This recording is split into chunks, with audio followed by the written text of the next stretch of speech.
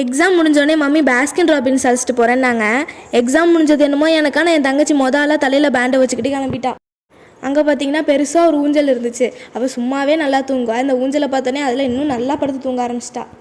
அதுக்கப்புறம் menu card கொடுத்தாங்க. சரி எல்லாமே வாங்கி தர போகிறாங்கன்னு பார்த்தா எங்கள் மம்மி ஒன்று தான் வாங்கணுன்ட்டாங்க.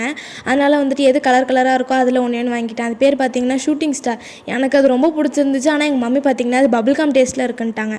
எங்கள் டேடி பார்த்தீங்கன்னா ஒரு ஸ்ட்ராபெரி ஃப்ளேவர் ஸ்கூப்பும், மம்மி பார்த்தீங்கன்னா ப்ரௌனி ஐஸ்கிரீம் அது ஒன்று வாங்கியிருந்தாங்க. எல்லாமே டேஸ்ட்டு சூப்பராக இருந்துச்சு. சாப்பிட்டுக்கிட்டே இருக்கும்போது பார்த்திங்கன்னா சாலிகாவும் முழிச்சிட்டா. அப்புறம் என்னோடய ஐஸ்கிரீம்லேருந்து கொஞ்சம் அவளுக்கு கொடுத்தேன். அவளுக்கு ரொம்ப பிடிச்சி போச்சு. ஆனால் திரும்ப கொடுக்கல, ஏன்னா சளி பிடிச்சிக்கும். இந்த கேக்கு கேட்டால் கேக்காலே அடிப்பாங்கன்னு சொல்லிட்டு நான் பாட்டுக்கு கேட்காம வந்துட்டேன். இந்த குட்டி பாப்பா சாலிகாவோட ஜாலியாக விளாண்டுட்டு இருந்தா. அதுக்கப்புறம் பில்லை பார்த்தா எங்கள் டேடிக்கு நெஞ்சுவலியே வந்துருச்சு. அப்புறம் என்ன பண்ணுறது, கட்டி தானே ஆகணும். பில்லை கட்டிட்டு நாங்கள் திரும்ப கிளம்பிட்டோம். திரும்ப துண்டுறதுக்கு தான் கிளம்பணும். எங்கன்னா பில்லால்னு ஒரு ஹோட்டல் இருக்கும்.